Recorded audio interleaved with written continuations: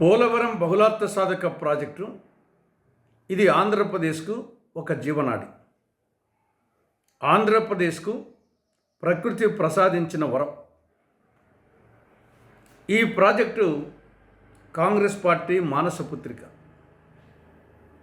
1980లోనే ఆనాటి కాంగ్రెస్ ముఖ్యమంత్రి టంగుటూరి అంజయ్య గారు దీనికి శంకుస్థాపన చేశారు. 150 అడుగుల ఎత్తున నిర్మించే విధంగా. దాని తర్వాత 2004లో జూలైలో రాజశేఖర రెడ్డి గారు ముఖ్యమంత్రిగా ఉన్నప్పుడు కాంగ్రెస్ ప్రభుత్వం ఉమ్మడి ఆంధ్రప్రదేశ్లో దీనికి అడ్మినిస్ట్రేటివ్ శాంక్షన్ ఇవ్వడం జరిగింది.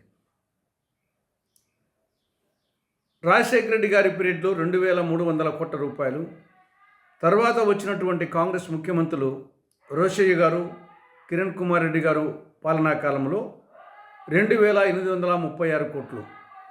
వెరసి కాంగ్రెస్ పాలనలో 5136 కోట్ల రూపాయలు పోలవరం ప్రాజెక్టు మీద ఖర్చు చేయడం జరిగింది.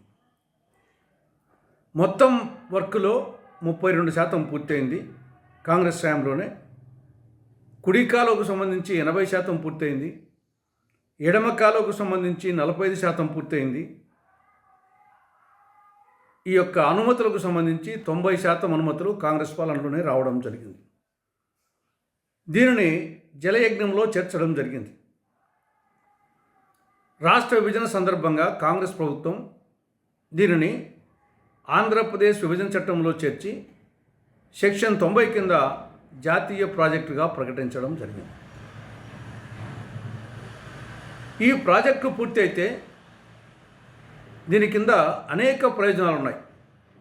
ఒకటేమో సాగునీటికి సంబంధించి కొత్త ఆయకట్టు 7,20,000 ఎకరాలు, స్థిరీకరణ 10,13,000 ఎకరాలు, త్రాగునీరు 540 గ్రామాలలో 28,50,000 మందికి త్రాగునీరు, విశాఖపట్నం నగరానికి త్రాగునీరు, విశాఖ ఉక్కు కర్మాగారానికి పారిశ్రామిక నీరు అందించడం, అతి చౌకగా 960 మెగావాట్ల జల విద్యుత్ ఉత్పత్తి, గోదావరి కృష్ణా నదుల అనుసంధానం, 80 టీఎంసీల గోదావరి జలాలను కృష్ణా డెల్టాకు మళ్లించడం, జల రవాణా.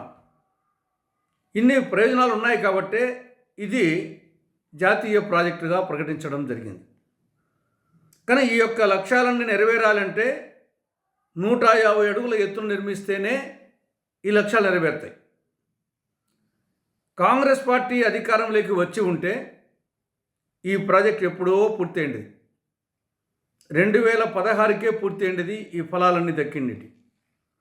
కానీ దురదృష్టవశాత్తు రాష్ట్ర విభజన తర్వాత దీన్ని జాతీయ ప్రాజెక్టుగా ప్రకటించిన తర్వాత అటు కేంద్రంలో ఇటు రాష్ట్రంలో కాంగ్రెస్ పార్టీ అధికారంలోకి రాని కారణంగా ఈ ప్రాజెక్టు నత్తనడక సాగుతూ ఉంది. బీజేపీ మోసగారితనం, రాష్ట్రంలో ప్రాంతీయ పార్టీల చేతగారితనం వలన ఇది నత్తనడక సాగుతూ ఉంది. నిన్న ముఖ్యమంత్రి చంద్రబాబు నాయుడు గారు పోలవరం విజిట్ చేసి కొన్ని ప్రకటనలు చేశారు. ఏమని? 2017 మార్చి 31 నాటికి దీనిని పూర్తి చేసి జాతికి అంకితం చేస్తారట. కానీ ఎత్తు 130 అడుగులట. సిడబ్ల్యూసి అనుమతి ఇచ్చింది, బచావత్ అనుమతి ఇచ్చింది 150 అడుగుల ఎత్తున. 150 అడుగుల ఎత్తులో నిర్మిస్తేనే నేను ముందు చెప్పిన ప్రయోజనాలన్నీ నెరవేరుతాయి. కాలువలోకి నీళ్ళు పోతాయి, కుడి కాలువ ఎడమ కాలువ.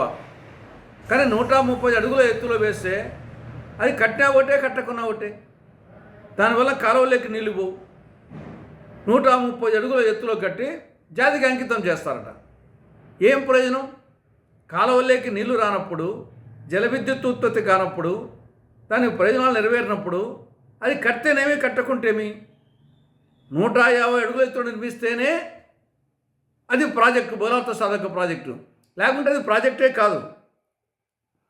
కాబట్టి దీన్ని 150 అడుగుల ఎత్తులో నిర్మించి ఆ పూర్తి ప్రయోజనాలు అందే విధంగా కేంద్ర రాష్ట్ర ప్రభుత్వాలు నిర్మించాలని కాంగ్రెస్ పార్టీ డిమాండ్ చేస్తూ ఉంది.